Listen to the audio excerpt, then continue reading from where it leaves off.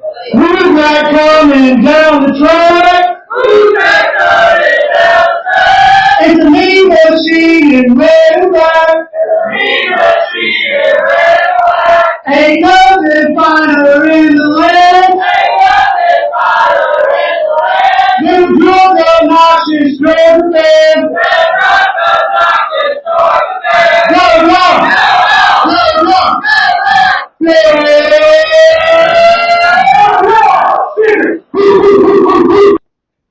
What's up, y'all? This is John, Caleb, and Mike back for another episode of the Nothing Finer podcast after a wild weekend of college football. Y'all already know what we're talking about tonight, but like last week, we're probably going to go through a little bit of postseason talk, maybe a few scenarios.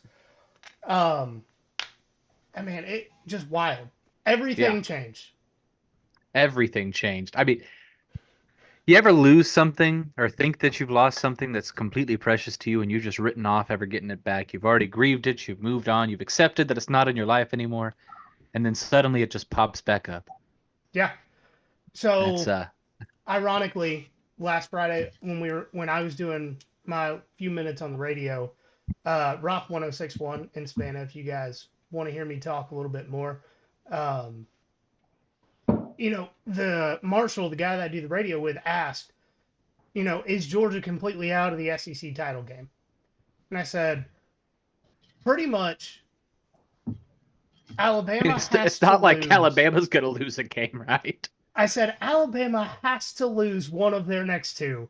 And they're playing a 5-win Oklahoma team and a 5-win Auburn team. It's not a 0% chance, but it's really close.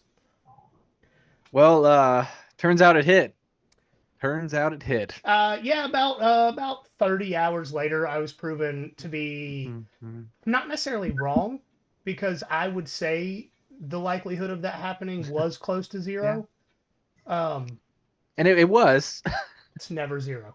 I was this close. I always do my predictions on my Instagram, and I predicted Florida beating Ole Miss, and I predicted Auburn beating Texas A&M. I was this close to throwing Oklahoma beating Alabama on there, but I was like, no, that's just wishful thinking. Hoping Georgia gets. Greedy. Yeah, that ain't gonna happen. Apparently, I should have done it. I went 4-0 in that either way, but apparently, I should have done that. I would have looked like a genius. You really just need to take your predictions and put them as your best bet. Apparently just money line all of those because they work every time. They don't call me Dogstradamus for nothing. It just doesn't apply to betting. So y'all drink anything tonight? I got a bottom shelf cognac. Sorry, Jesus. Yeah, I'm in. So we started a little bit later because I was having internet issues with Airbnb. My family and I are in Kissimmee for Thanksgiving week, and I was messaging Bobby to see, what's there to do. Because we're really not planning on doing any parks or anything like that. And I told him where we were at, and he's like, "Yeah, I'm gonna tell you where not to go because I don't think your hood pass transfers from Savannah to Orlando." So I will say the Orlando Science Museum or Science Center is really cool, and pretty much the entire floor that you walk in on is just science games. And what I mean by like they have a section of here's a world record of Papa shot, or here's a world record of how many times you can hit this drum in a minute. Yeah. Oddly enough, I use this Orlando Science Center as my kid's excuse for missing Monday and Tuesday because their school had to go back because of the hurricane. They had to make up some days, but I was not going to keep them there and come to Orlando myself as much as I wanted to. But so we just said we're going there for 2 days. It was educational, so it's excused. Okay. But Caleb, Nice. How about you?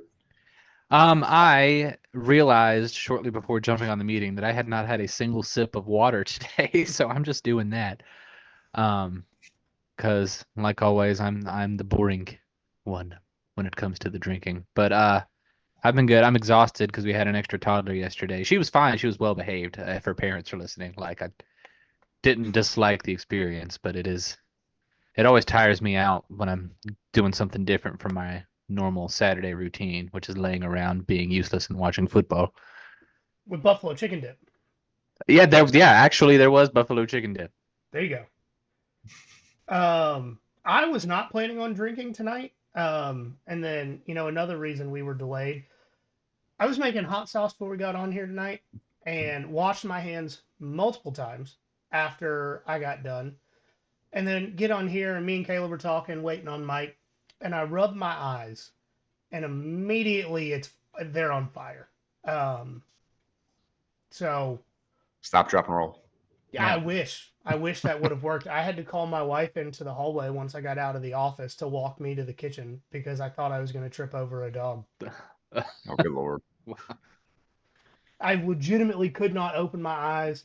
If my face is red on camera, which I'm sure it is, it's because I had fertilized habaneros that I was cutting up shortly before getting on here. And apparently it was still on my hands even after I washed them multiple times. So man. Well, speaking of something being too hot to handle. Oh, come on. Yeah, we're getting into Indiana at Ohio State. And personally, this game started how I thought it would. Indiana came out and scored. Their defense was holding up relatively well. And then the depth and multiplicity of Ohio State's offense took over. Mm-hmm. That's a good word, multiplicity. Thank you. I had a big brain morning. And I have multiple syllable words. But Will Howard had an efficient day. I wouldn't call it a great day. 22-26 for 201 yards, 2 touchdowns, 1 interception.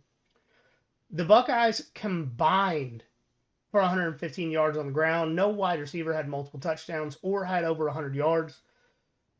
And we are in the no moral victories camp. Yep. But with how Indiana's football program has been since it started, let's be honest, holding that wide receiver room to 201 yards, and the best that a single guy did was 7 catches for 80 yards and 1 touchdown, is significant given the history of their program. Yeah, knowing who they are. Right. Indiana's problem was their complete inability to move the ball. I was a believer in Indiana's offense, and I was wrong. Same. Yeah. Couldn't be more wrong. 8 of 18 for 68 yards. He did complete a 2-point conversion pass late. No touchdowns, no interceptions. That was his entire stat line. They did have 141 sack adjusted rushing yards. That's a bright spot. And Elijah Sarrett had the only 2 touchdowns on the day.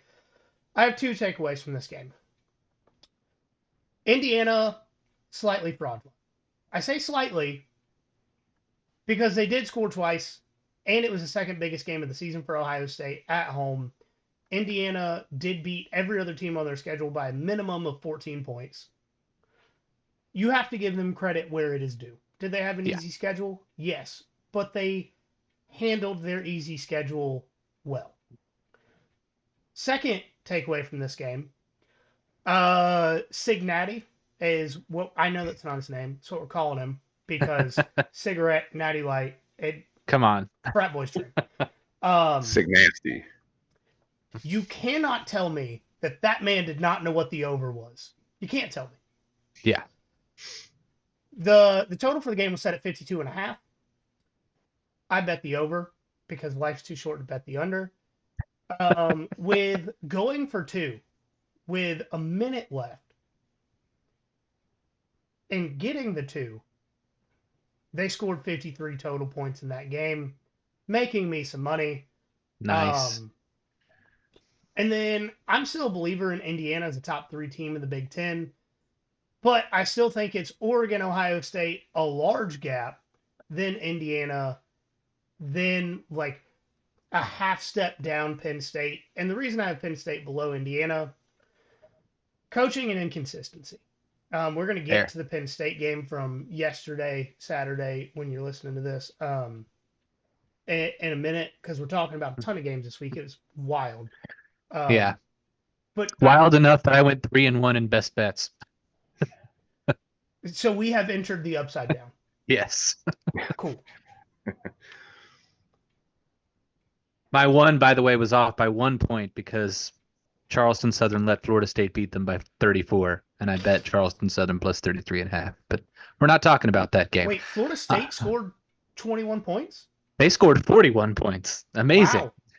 Was it our boy from Savannah that nobody can pronounce his name, quarterback? Yeah, it was. Oh, yeah. There we go. I will, as part of my best bets, I'll take a small amount of credit for correctly predicting Ohio State would cover in this game. But wish you wouldn't have. It's all your fault. Yeah, quit being damn right. Yeah. Typically, I'm wrong, so I'm going to take it.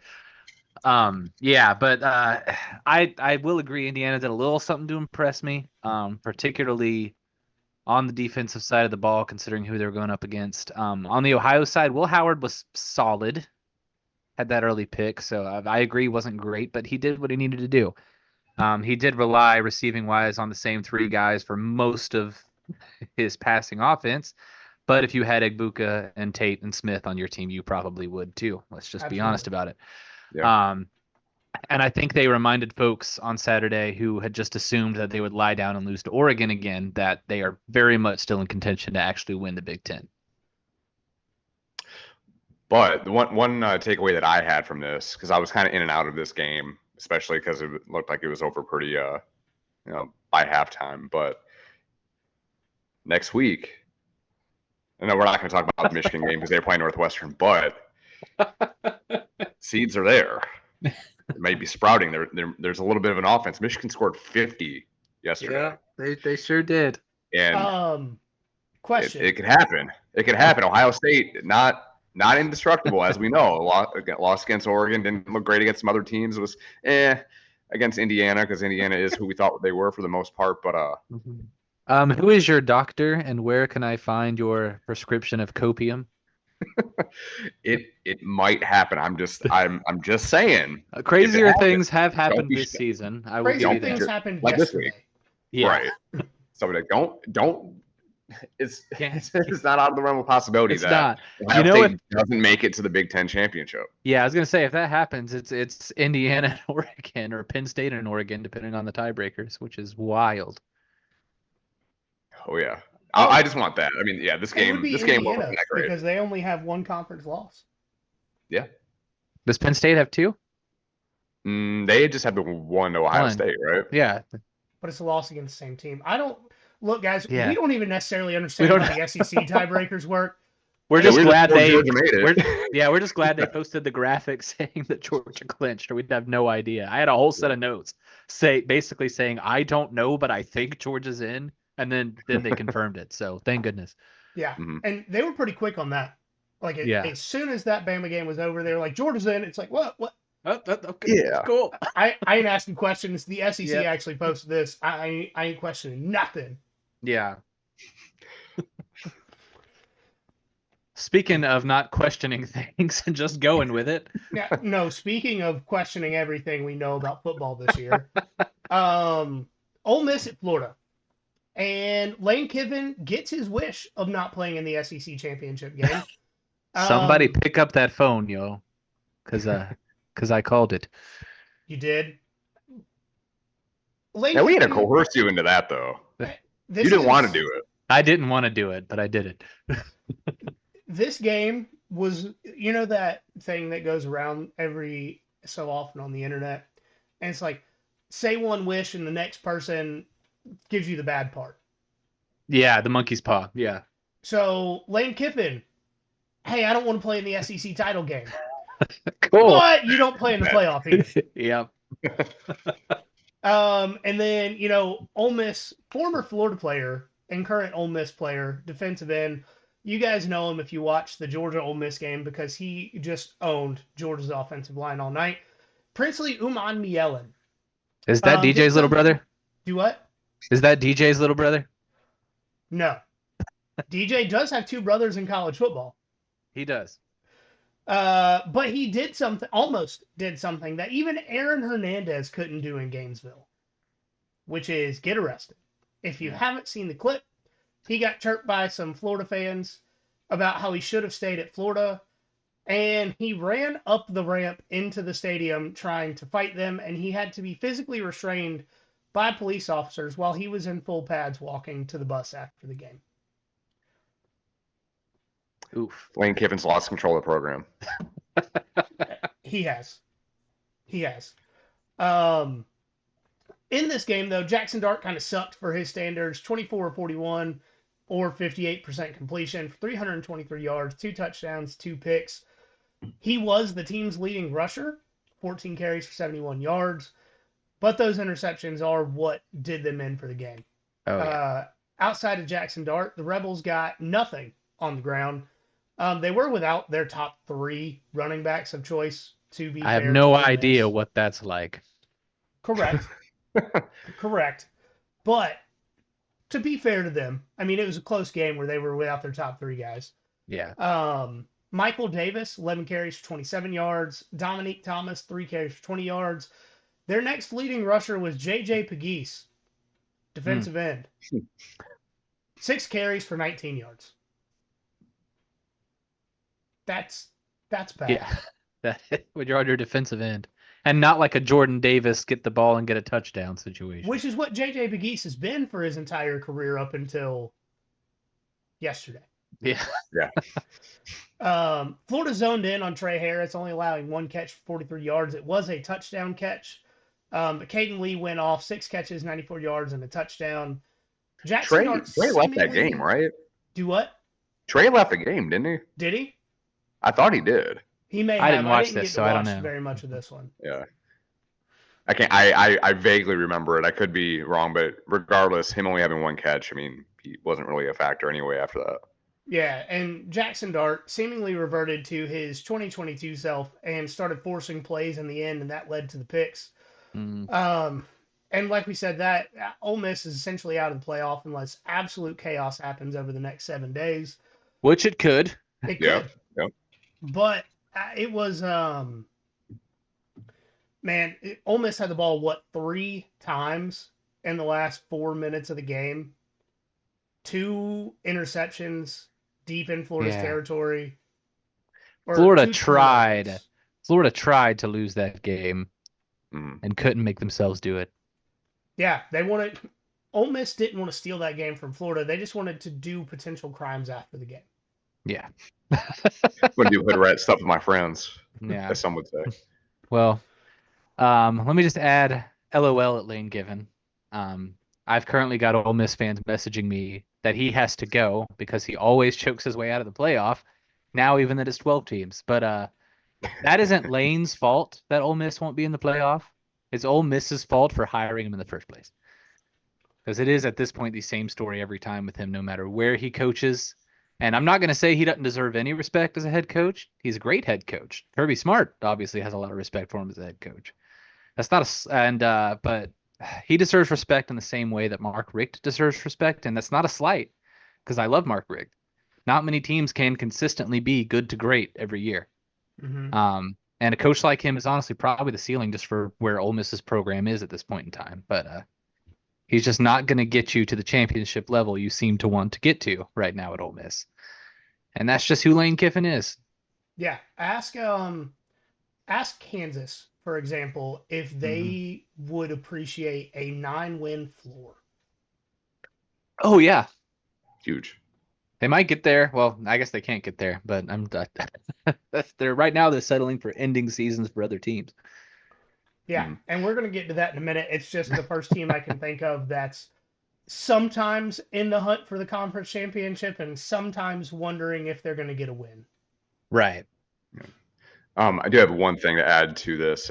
I think it is funny that Florida's next head coach lost to their current head coach, and I don't know how what kind of mental gymnastics they're going to have to use to, however, they're keeping Billy or bringing in Lane. I don't know how. I think the Lane train has cooled quite a bit for the Florida donors and whatnot. So I don't know. Man, rough week for potential Florida head coaches because Cignati's been floated around a little bit too.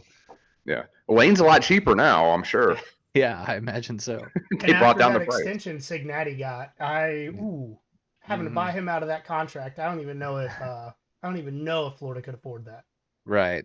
They don't have Yellowwood money like Auburn. Come on now. Good old Yellowwood. They got to start cooking that meth and start selling it to the people around there. Sell it to Billy. That's how you get him fired for $0. Yeah.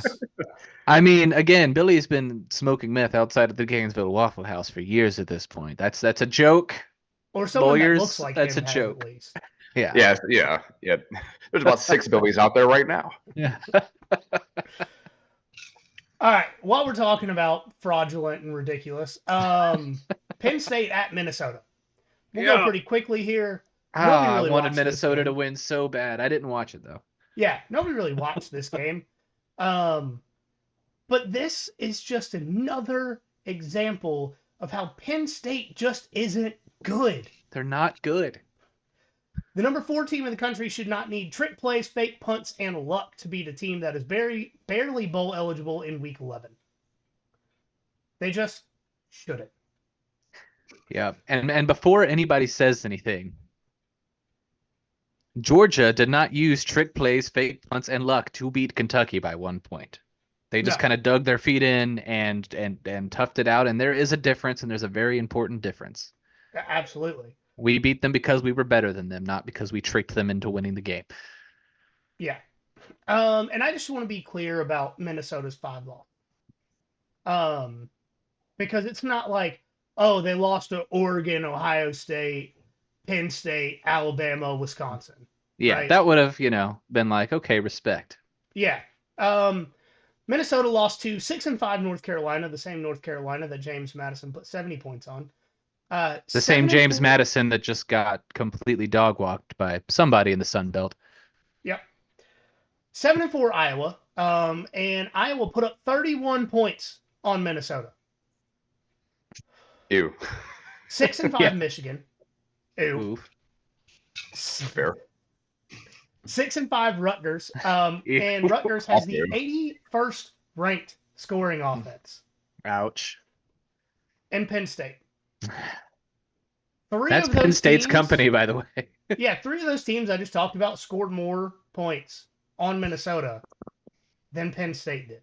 One of them's Iowa, guys. Yeah, Iowa.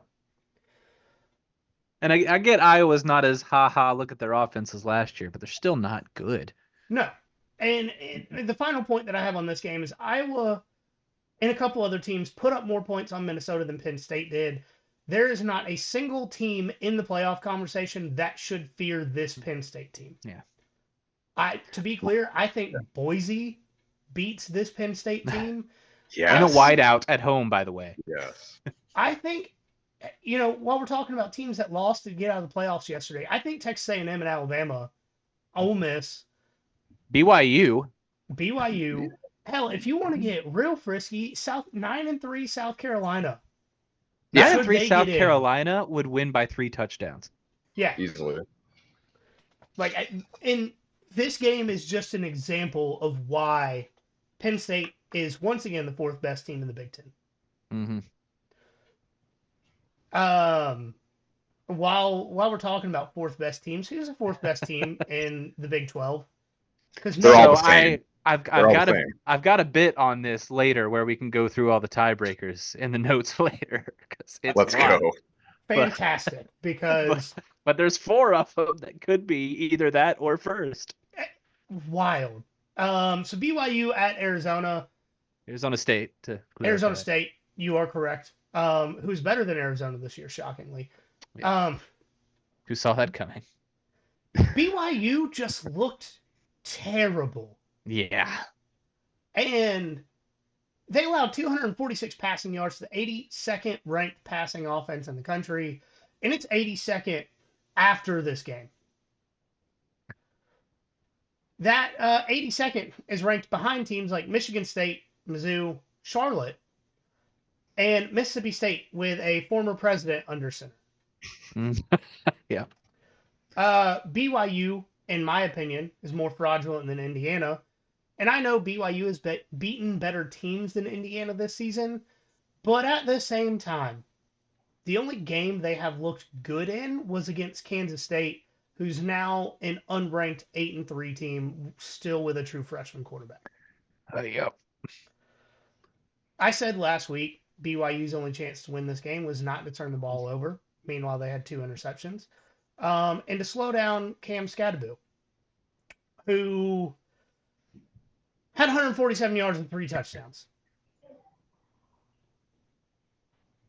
That's a moment of silence for whatever BYU's running defense used to be. And the Big 12 is one of the most exciting conferences this season with how wild it's been and how many teams still have a chance to play for the title. And without tiebreakers, because I don't know what they are, there's a 4-way tie for first place with 1 week left. After we talk about the next game, I got you on that. You'll know everything about what's going to happen in the Big 12 here.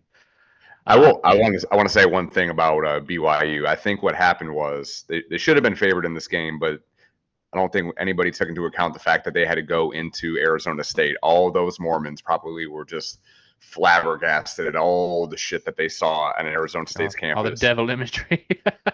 Devil imagery. Shoulders. They saw shoulders. Oh, my Atlanta. Yeah. I'll tell you what, though. Keg stands for the first time. Hey, one person accounted for that. One person accounted for that specifically in the notes that I sent y'all last week, and he's right here. I'm just soaking it in. I almost wore sunglasses onto this podcast just to soak in all of the times I was right. Apparently, I need to just send you guys notes and not come on the pod, because that's when I'm right. I love the subtle soaking reference. It's very good. Perfect. And this was just one of 2 premature field rushes. They prematurely soaked in the moment, if you know what I mean. Hopefully use protection. You know, while we're on the subject of protection, Colorado at Kansas. Yeah. Talk about protection. Who didn't have protection last night? No, who had all of it? Yeah. And we'll get to him in a minute. But the Big 12, the only Big 12 player who had a better day than Cam Scadaboo was Devin Neal at Kansas. 37 carries for 107 yards, 3 touchdowns, 4 receptions for 80 yards and another touchdown. And just a fun fact, if I had beaten Kaleb last week in our fantasy league, I would have won this week purely because Devin Neal would have gotten me 52.7 points alone. Silly. Man, that's insane. I had to look it up because let's put it like this. I had 3 players. I just looked at 3 of the players on my roster. Those 3 combined for 115 points. Just 3. Golly, that's how many I think I scored in a losing effort. Yeah, just 3. I'm not mad. I'm not mad. I'm just disappointed. You know. Fair. Dad quote to talk about Shadur Sanders next. Had a good day. 23 of 39 for 266 yards and 3 touchdowns. The issue with Colorado was they were not able to run the ball on Kansas whatsoever. Kansas held Colorado to almost 100 yards less than they've allowed on average this season. 43 yards allowed to 140.8 average. Man, I don't know what they did this week, but they better keep that up. Oh, right. And did y'all see the hit on Shadur? I don't know if they ended up calling anything, but it looked like both his knees exploded when he got hit low. I did not. I'm sure now that you've said this while I'm on Wi-Fi, it'll come up on my Instagram 5 times in the next 5 minutes. Right. Nobody's listening, guys. I don't know what you're talking about. No, but he got laid out. I don't know. I don't know if he got a call on that. Shadur ended up pushing a ref at some point in that game too. Wow. I didn't watch it. I just saw. Shadur got away with something that any other player in college football would have been suspended for 1 game for. Yeah. Mm-hmm. Oh, you mean Sanders acted irrationally and angrily on the field? Who would have thought? A few weeks, and Shadur Sanders is a hell of a player. Yeah. Cannot deny that at this point. No, of course not. With a decent offensive line, he's good. But he is a Nepo baby. Yeah. A couple weeks ago, he threw a ball onto the ground after scoring a touchdown and just walked away. Texas Tech student worker goes to pick up the football to give it to a ref. And Shedeur has one of his bodyguards who are on the sideline every game go snatch the ball from the Texas Tech student and push the kid. That's the moment where I lost every ounce of respect for not just Shedeur, but Dion as a father. Because if I saw my kid do that, even if I saw my kid do that on social media the next day, I don't care if he is 26 years old. He's toting an ass whooping to practice the next day. Yeah. Mm. This dude is working to Just support trying to do his the job. football game that you are playing in. Have a decent amount of respect for that guy. And he doesn't, because he doesn't respect anybody. No. And he That's thinks he's earned the why- right not to do that. Yeah, well, because you are a mid-plus quarterback and your dad's Dion. Yeah. Okay. Anyway, sorry about that, Rick, guys. Talking about Dion's better behaving son, Travis Hunter. The kid's insane. Yeah. I went on a little bit of a deep dive here because he had 8 catches for 125 yards, 2 touchdowns in this game. On the defensive side of the ball, he had 7 tackles, 3 of them solo, 1 pass defended. He is running away with this season's Heisman, and I would dare say he is more impactful on the offensive side of the ball than Desmond Howard ever dreamt of being. I know we got a good Michigan man with us tonight, so he's probably cheated on quite a bit of stuff in his life. How do you think I got where I'm at? But so Desmond's best offensive year was 1991. He had 61 catches for 950 yards, 19 touchdowns. Just on the offensive side of the ball, just completely disregarding the fact that Travis Hunter's leading his team in interceptions and is the best defensive player on his team. Maybe in the Big 12. Yeah, in the Big 12 in general. 82 receptions for 1,036 yards and 11 touchdowns. I mean, even if you looked at his another Michigan man, like Charles Woodson, who gets the most comps to Travis Hunter, like Charles really didn't touch the ball all that much. I want to say he had 3 touchdowns his Heisman Trophy winning year when he was primarily a corner, but he went out there for kicks and some wide receiver stuff. But I mean, Travis Hunter, best 2-way player of all time. Oh yeah. I really don't think it's an argument at this point. No. No, I mean, he's been playing both. Yeah, you hear a lot about if you get 2-way players once you get to college, a lot of times they're specialized in one and the other they just kind of a utility decent guy in. To play at such a high level on both sides of the ball through 2 years in college at this point, it's pretty remarkable. 3, yeah, that's true. Jackson State too. I really bet Florida State wishes they ponied up a little bit more cash. Mm-hmm. I also think that Georgia wishes they would have ponied up a little more cash because they were third in that race. They sure were. All right, Caleb, it is time for you to enlighten us. Yeah, let's go, because the Big 12 is what the Big 12 is. But I have figured it out. Right now, the Big 12 title game is Arizona State versus Iowa State, just like we all predicted at the beginning of the season. I did say an Arizona team. Yeah, that's true. Close enough, I guess.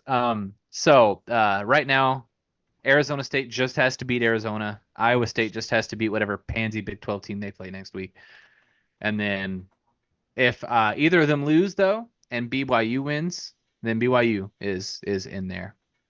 And then if any two of the 3 teams lose and Colorado wins, then Colorado gets in. So you're looking at, I mean, we knew any of those 4 teams could get in, but that's the order with the tiebreakers now, if I understand it correctly. Arizona State, Iowa State, if they both win, then that's a lock.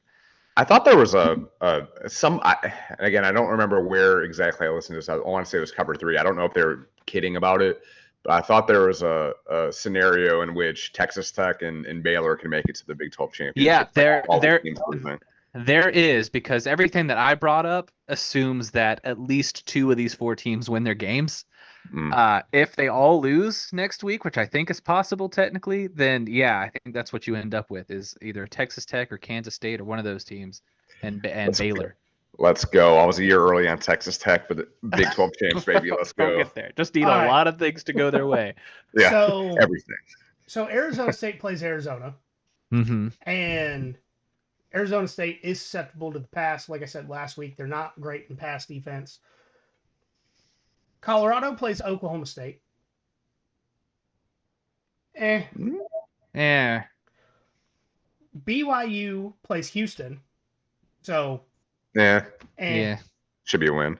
Iowa State plays Kansas State, who, as I said a minute ago, Ooh. they are 8-3. Yeah. They And sure are. pretty much all Utah was able to do last night was run the football, and that is Kansas State's specialty. Yep. So it is possible, after everything that's happened over the last 2 weeks, it's still BYU sneaks into the playoff. It would be as a 12 seed. Yep. Because the way the rankings, at least the AP poll is, Boise is already in the top 12. There's no Big 12 team in the top 12. So Boise, if they win their conference, would get that seed. Yeah. They would get a bye. And it would be Big 12. Just like we all predicted. You know, there were a few scenarios I saw floated out there of how the SEC could get entirely left. I saw that. I think a lot of them involved LSU not shitting the bed. It did. But it also involved Army going 12-0. Yeah. Yeah. Not going to happen now, unfortunately. Sadly. But if the Big 12 really cannibalizes. Let's say craziness happens next week, which is not out of the question. Let's say it is Baylor and Texas Tech in the title game. And just for chaos sake, let's say Baylor ends up winning after being pretty bad all season. In triple overtime, let's say, just for... Yeah. Like, every college football watching eye in America is watching this game. And Tulane wins the American Conference after they are already ranked in the teens. Ooh. Does the Big 12 get left out of the 12-team playoff entirely? I think so.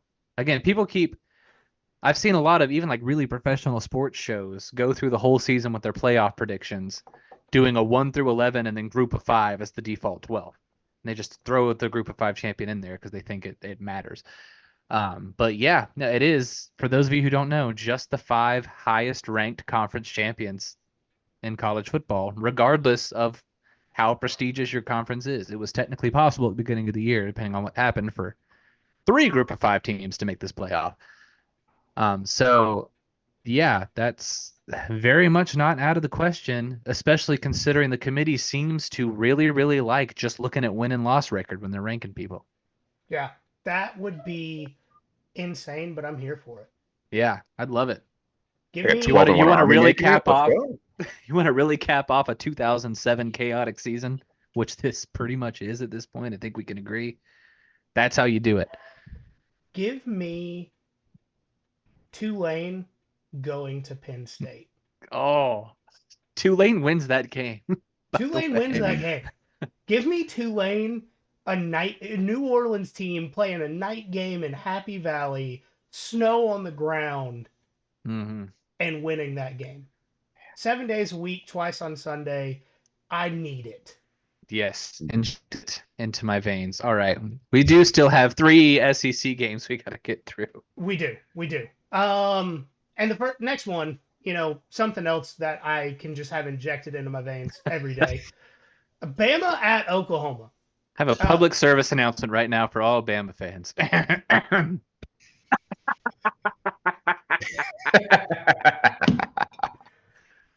Yep, and here's my version of that. That was the cork coming out of a bottle of whiskey. Because cheers to you, Oklahoma. Kirby owes Brent Venable a thank you gift. Not a cheap one. No, absolutely. Send that man some Pappy 23. Like, we're talking bands here. But Oklahoma was able to do what Georgia tried to do defensively and failed at. They also had offensive abilities that Georgia didn't. And that is a very much depleted Oklahoma offense. The big thing is they had a running quarterback. Yep. I will say Florida had the same thing against Ole Miss. Even though DJ didn't have many rushing yards with sacks, he was actually negative. The big thing for DJ is that there was always the threat of him using his legs. Yeah. Jalen Milroe had no time, no room, no windows to throw through. Choklahoma was real this week, but it was choking Alabama's offense. This is the first time in 20 years that Alabama was held to 3 points or less. Just Wow. 2004. Hmm. Oklahoma was able to force 3 turnovers, including a pick 6. Their defense won them this game entirely. Yeah. 2 of the 3 touchdowns that Oklahoma had were off of turnovers. One was a pick 6. One was an interception was returned to the 14-yard line. And, Love it. I mean, welcome to the SEC, Oklahoma. We know Yeah. you got it earlier this year, but this is a good one. Yeah. You have made up for your mistakes. With this one, you have proven that you belong here. To become bowl eligible, beating Alabama. Yeah. In week And 11. I did not want Oklahoma to prove they belong here, but if they had to do it, this was when I wanted them to do it. Yeah. So we had an extra toddler in our house this week, as I mentioned. After that pick 6, I may have accidentally sent some choice words of excitement to my group chat with that child's parents instead of ours. So that was fun. And they're not football people at all, so they're like, what is happening? But They're Kirby like, did talks. my kid just dunk a basketball on a regulation hoop? Like, I'm so confused. But also, Kirby does talk all the time about how hard it is to win on the road in the SEC, no matter the opponent. He's been talking about that at least since that close game against Missouri in 22, if not longer. He talked about it after the Kentucky game that we only won by 1 point this year. People have been laughing at him over it. They're, saying he's just making excuses for bad play or something like that. If you're one of those people, you owe Kirby Paul Smart a massive apology, because I think this week completely proved him correct. Mm-hmm. All right. And I think Oklahoma finishes as LSU next week. So I mean, them winning 3 games in the first year in the SEC probably wasn't what they had envisioned. But they still end up beating Bama and LSU to end the year. That's a strong finish. Yeah, most teams would take that. So that ends up looking good for old Skeletor there. That would be absolutely hilarious. Yeah. Speaking of absolutely, the best fucking game of the weekend. Yeah. Yeah. Yes. A&M going to Auburn. This game was electric. 4 overtimes for Auburn to get a passing 2-point conversion. A&M to drop theirs. Hit the receiver in both hands for A&M to try and send this to a 5th overtime. To A&M's credit, they were down 21-0 until they scored their first touchdowns with 4 minutes left in the first half. They then had a 3-point lead with 4 minutes left in the game, with Auburn having a kicker that's been on the team 4 days. You can't even measure it in weeks. It's been days. What about Magoo? Where's Magoo? Yeah, Magoo loses this game for Auburn. Well, this kid tried to lose it too, though. He did, but in the end, he is the reason he did won. it. He came through. Yeah. The man came through. Just somebody check on Towns Magoo, please. He is hiding. But no, I mean, that kicker, they said he was the kicker for Birmingham Southern. And when their football program went under last year, he transferred to Auburn. One does. And Auburn was just holding tryouts for a kicker. And he said, sure, I'll shoot my shot. I'm better than Towns Magoo. Towns isn't even, it's not even 2 people. That's just 1. Yeah. Towns is just the name of multiple cities. What are we doing here? Right. This is 1 dude. That ain't 2 Towns. What? And he does have a cool name. His last name is Vachon. Like Luna Vachon. Vachon, whatever they called it. Any of my Attitude Era WWE fans will remember Luna Vachon and how terrified we all were of her boobs. Well, A&M's now terrified of his foot. That's right. But this truly was an all-time game. nobody wants to play in Jordan-Hare in November. Mm-hmm. I am convinced Jordan-Hare in November, and no, I still don't respect it enough to say Jordan. I refuse. Well, you shouldn't, because then my pun that I have in the notes won't work. So continue. Perfect. Well, and Saban didn't even say it that way in game day. He says Jordan. So Yeah. And he also just said it's haunted. But well, it is, because that Yeah. place has more magic in it than all the Disney parks combined once Halloween ends. And Mhm. so, did a little bit of a deep dive today. As I do when I get, I probably got a little of the tism. Once I get on a subject, I don't really quit. In the month of November, since the beginning of the 2013 season, Auburn, just in general, 32 wins, 9 of those against ranked teams. All 9 of those ranked wins were at home. Fair. That's But pretty. I do want to emphasize one thing about this game. Peyton Thorne had 301 passing yards. ew. Wow. What does that happen? Yep. So this team that handled LSU's offense got torn apart My Peyton Thorne. by Peyton Thorne. And that is why we call this 2007 Part 2. Yeah. Yeah. I do have a theory about Jordan-Hare magic, because it's ridiculous at this point. I mean, we all remember 2013.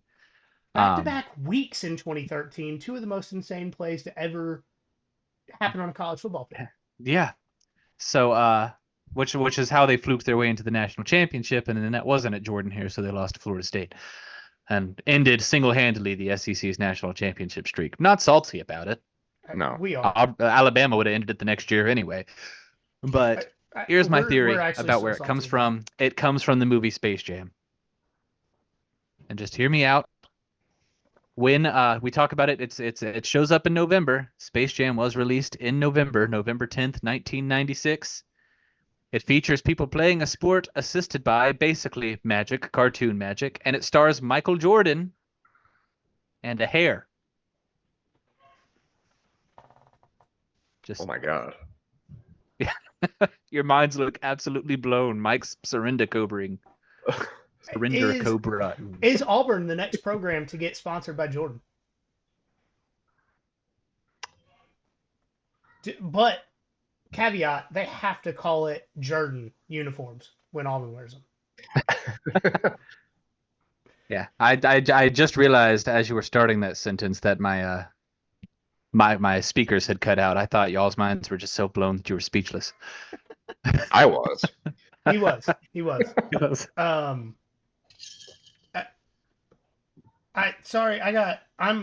over here watching Sunday Night Football on the side, and one of my other group chats I just saw a text of, "Do you still have parents?" ? So I don't know what's going on there. Very confused. That may have been. I was more speechless from that than your Michael Jordan and a hair joke. Yeah, fair. What in the world does that mean? Look, I get lost quite frequently in that group chat because a lot of those guys live on Tybee and don't have jobs. They just float around with money to exist. That just sounds like people bullying an orphan. Like an orphan kid asked them, like, "Do you still have $1 I could use in the vending machine?" And he's like, "Do you still have parents?" Actually, that's all I could think of. That's how most of our conversations go. So yeah. Okay, fair enough. Speaking of orphans, UMass doesn't have a coach anymore. Yep. And side note before we get into it, not having a coach and them changing up their offense this week is probably why they got as many points as they did, but we'll get to that in a moment. So Georgia won this game handedly, but the defense looked rough, allowing UMass to score more points than Clemson, Kentucky, Auburn, number 3 Texas, Florida, and number 7 Tennessee. For the record, you could combine, I think, 3 of those teams, the first 3. Yep. And they would have scored more. Correct. Sheesh. Yeah. And I don't know if it's the lack of intense tackling or the size of their players, and I'm not saying anything negative about UMass here, but smaller players that are quick are harder to tackle. True. when you have a 320-pound guy trying to grab a smaller person, their arms don't necessarily close that much. That sounds like an excuse. It's not, just a thought Just that I a had. physical reality. But all of their ball carriers looked like prime New Orleans Saints Drew Brees. Georgia would have the guy wrapped up 7 yards behind the line of scrimmage, and it's like, oh, sack. What? He just got a first down. What the hell? Yeah. You can't get me. Yeah. And here I have a lot of their guys looked like the greased up deaf guy from Family Guy. Untackleable. Just always slips away. Can we investigate the uniforms to see if they had some grease on them? Because they were just slipping right off. Man, I remember watching a Drew Brees playoff game where it was, everybody knows that Eli Manning play from his Ole Miss days where he's got like 3 dudes tackling him and then he squirts out of the pile and throws a touchdown pass. Mm-hmm. That's what if you don't know prime New Orleans Saints Drew Brees, he did that about 12 times a game. Including in the playoffs. And at one point, I was sitting there like inches away from the TV trying to see if his jersey was shinier, like it had Vaseline on it or something, because he was untackleable. But once again, smaller guy who was pretty quick. Just saying. Just throwing that out there. Yeah. Georgia did get the yards I wanted to see on the ground behind a 21 carry, 136 yard, 3 touchdown performance from Nate Frazier, being a huge part of the 208-yard day on the ground. Carson, once again, looked like the best quarterback in college football in the first half. No drops, 4 drives, 4 touchdowns. Just absolutely elite. And then the second half started. And the start of the third quarter, guys started running wrong routes, dropping passes. From what I counted, I saw 4 drops in the second half before they switched quarterbacks and put it back together. But for full clarification, my in-laws got their vows renewed yesterday, Saturday. So the last play of the game that I saw was Gunnar Stockton's first play of the game. But the reason it was yesterday is because we talked them into moving it from the day of the Tennessee game so we could be at the Tennessee game. Mm-hmm. So, correct choice. Yeah, helping set up, doing the ceremony. No questions asked. Y'all let me go to the Tennessee game.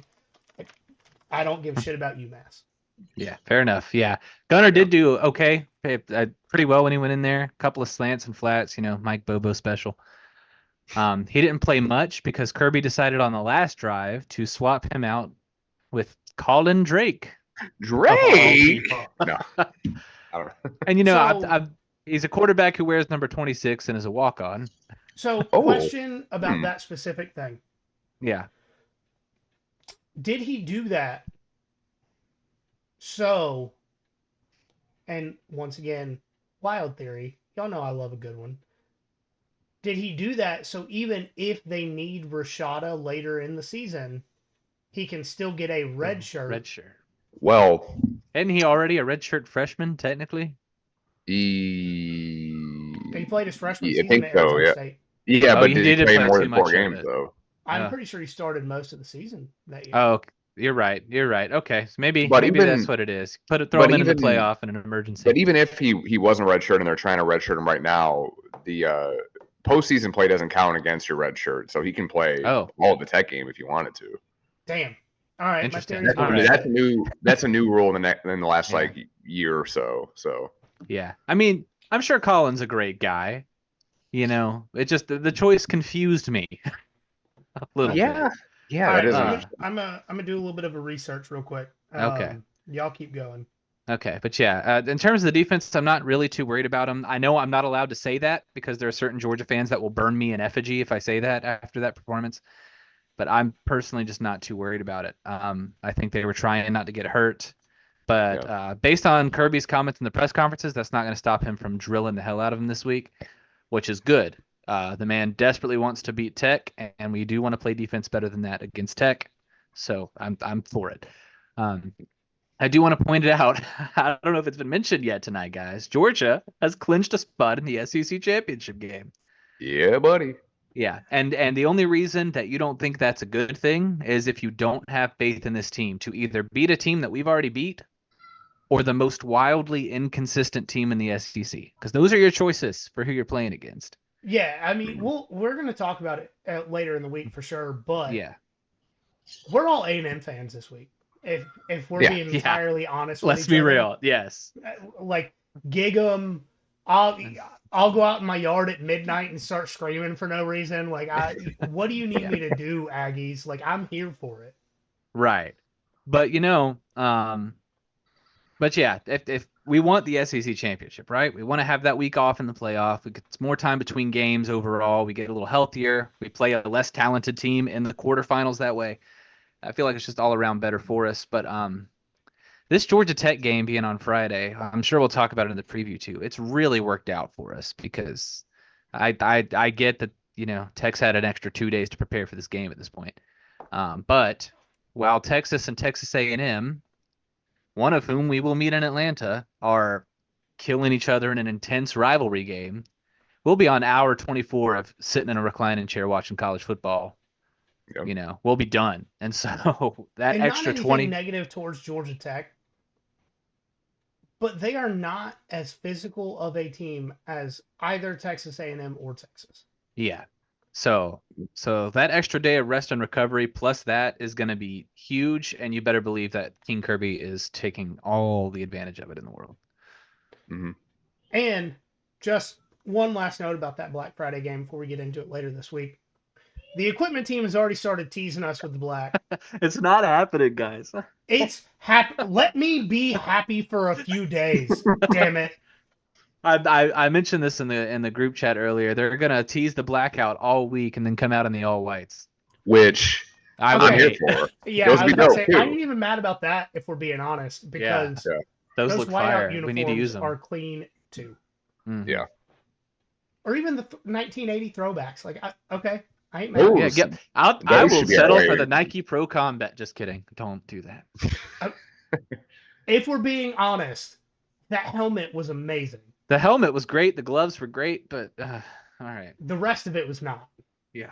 Yeah, the Power Ranger look isn't what you want to go for now. All right. Y'all ready to get to some awards? Yeah, let's do it. Yes, sir. All right. Who's taking offense? I'll take offense. Carson Beck is getting the offensive award again. If you've got a problem with that, you can file a complaint with somebody who gives a crap. 20 of 31, and with at least 4 drops as well. 297 yards, so would have had plus 300. And 4 touchdowns, 0 interceptions, once again, 0 turnovers. Hold on. Do you need me to say this next bullet? Because I realized just now how many typos there are in that, and I know what I was trying to say, and it's almost illegible. I think I got it. Okay. I think I can communicate it. Yeah. We were driving on the interstate in South Carolina while I was typing this, and if you've ever ridden on the interstate in South Carolina, you know it's why terrible. I say that. Yeah. Yep. Okay. So yeah, he is though. He's getting hot. He's making better decisions at the perfect time. I mentioned a couple of weeks ago, eventually he might just run out of mistakes to make. That might just be the case at this point. I didn't. When writing this bullet, I found all the mistakes. Well, but yeah, for everybody who's saying that criticism makes you a bad fan, and the way we criticized in the last few weeks makes us bad fans, touch grass. He was playing like 2007 Stafford, and I'm talking early 2007 Stafford for a chunk of this season. But he's back to being an elite QB, making elite reads, doing the things that he needs to do, putting the ball placement to me was one of the most impressive things about his game and one of the biggest improvements from what we've seen the last few weeks. That touchdown to Dom Lovett right in the corner, put it exactly where it needed to go, where only his guy could get it. And we hadn't seen him do that very well for most of this season. So that was great to see. So yeah, Carson Beck. Even in the Tennessee game last week, there were passes that were caught that had they been in a little bit better of a spot, 20 yards after the catch kind of thing. But, he's dialing it in. And for the rest of the team to be this talented to get Georgia to the spot that we are currently at and make up for the mistakes that he has made, if you're going to get hot, do it at the end. do it now. Yeah. Yeah. When we just Yeah. got gifted on a silver platter a trip to the SEC championship game when we'll need you to be at your best. Mm-hmm. All right, for defense, we got Gabe Harris, had 3 solid tackles, 1 sack, and 2 tackles for loss, and a forced fumble. He forced a fumble that Chris Cole took to the house late in the game. His performance showed that he can be used more going down the stretch with limited playing time this year, being a sophomore behind Michael Jalen and Damian Wilson. I got to say, too, the way they gave the Savage pads to Chris Cole after that scoop and score, and he celebrated for a minute and was like, no, let's put these on Gabe and let Gabe have his moment, too. Just yeah. Class A+ teamwork right there. Yeah. For sure. Should there be a second set of pads for situations like this? Or a tipped ball that gets turned into an interception? Like that was 2 people. Mm-hmm. Yeah. I get why you only have one, but should there be like a second set hidden in the hedges to just pull out and hand at the right time? Maybe so. All right. And for this week's technical issues. For this week's Walker went 16 yards. He drove right over Orange Church, just driving and running with those big guys. My God, a bless. Player of the week, we're giving that once again to Nate Frazier. Proved in this game just how elite he can be. He's had his freshman struggles, that can't debate that. But to put up a 21 carry, 136 yard, 3 touchdown performance is insane from a true freshman who last week was the first true freshman to start a game for the University of Georgia at running back since Sony Michel in 2014. Okay.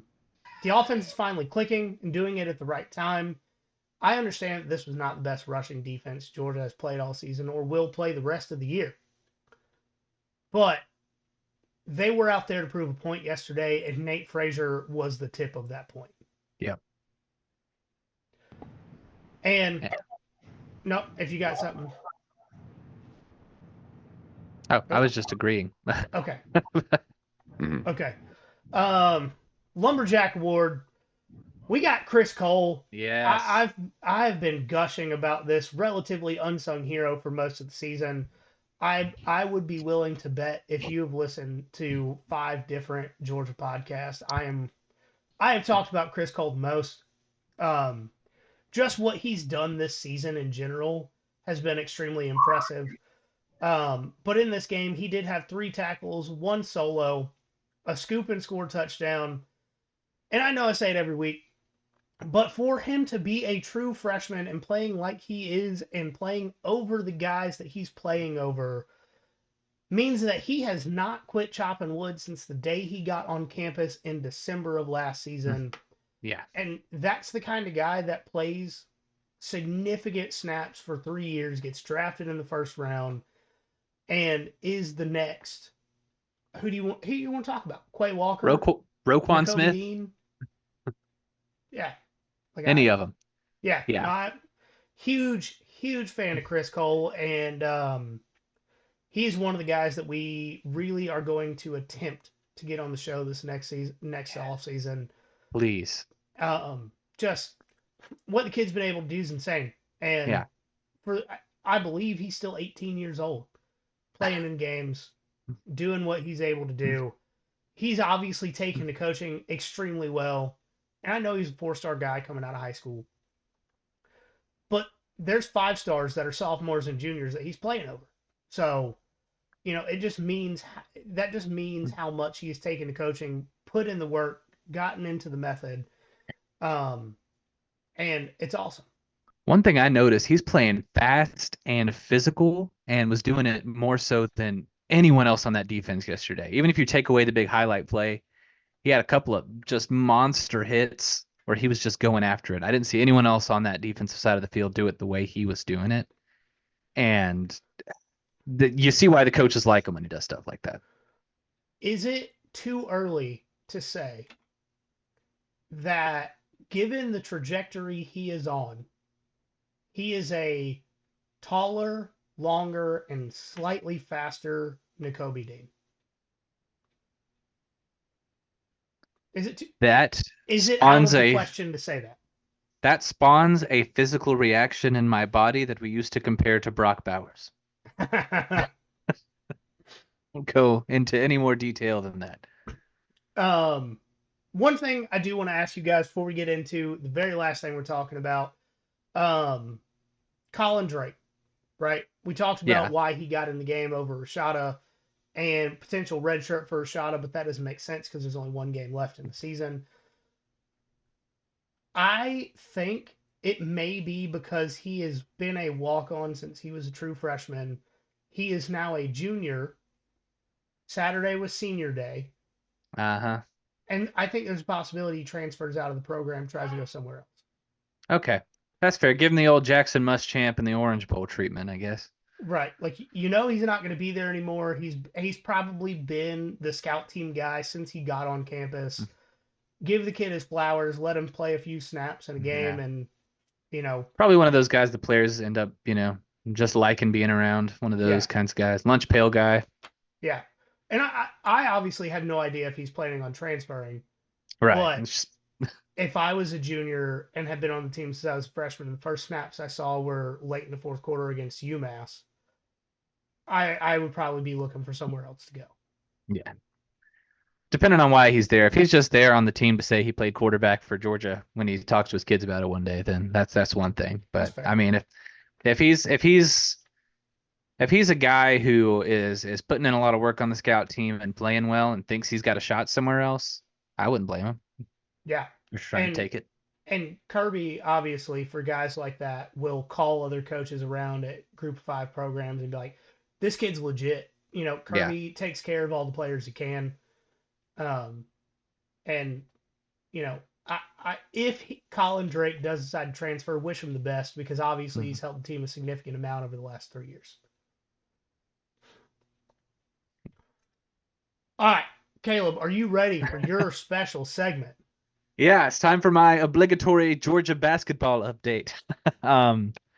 Wasn't sure I was going to do one of these, but Georgia played, obviously, 2 games in basketball in the Bahamas this weekend. I mentioned the other day that if they could go 1-1 in those games, it would say a lot about their ability to make the NCAA tournament this year, which is what we all want. And they did just that, boys. 1-1. Played a really good, mostly very tight game with a really, really good Marquette team. Just, you know, I don't want to say it got away from them at the end. They lost by 11, you know, but at the end of the game, it was pretty clear that Marquette was going to win, but they stayed in it for a majority of it. And then they went out and they got the upset against number 22 St. John's earlier today. And they didn't even play like a really great, amazing game to do it. They turned the ball over a lot, had some trouble letting St. John's get some offensive rebounds, and they still got the dub. So that is really, really encouraging for where this season is going. Clean those things up and might be really good this year. You know, I think I had like St. John's. I don't know if I said that last week. Yeah. I don't think you did. Interesting. Yeah, they Oh wait, you did. Yeah, you did. They offered you that scholarship, right? Yeah, they offered me a full ride academic scholarship, and I was like, "Fuck that! That's too far." No, but like Georgia, I think they had like 27 turnovers in that game, and 3 guys fouled out. Asa fouled out. Blue Asa and Blue Kane fouled out, and I was like, "Oh gosh, we're gonna lose just because those guys aren't out there." And they held on. Yeah, that was nice. It was a nice win. Mm-hmm. All right, guys. If you have not already, follow us on social media at nothing.finer.pod, at FinerPod on Twitter, Facebook, YouTube, and TikTok. Just look us up. You will find us there.